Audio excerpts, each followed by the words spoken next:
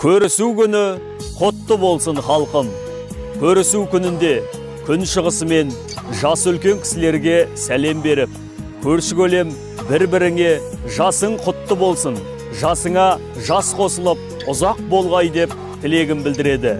Көрісу күнінде бұрынғы өкпереніштер кешіріліп, араздық ұмытылады.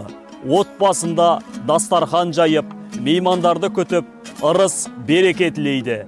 Әз Наурыздың алғашқы мерекесі құтты болсын. Ұлыс оң болсын, ақ мол болсын, қайда барсақ жолымыз болсын, жұмысымыз табысты болсын, келіп жеткен Наурыз мейрамымыз құтты болсын. Мал төлдеп, қыстаудан жайлауға көшетін кезеңде жақсылықтың жаршысына балап, көрісуді тойлау ертеректен келген дәстүр. Бұл көрісу туыс туғанның, ағайынның, жалпы қазақтың бір-бірімен сыйластығы, яки туыстық жарасымдылықты қамтамасыз етіп, достықты нығайтатын дәстүр.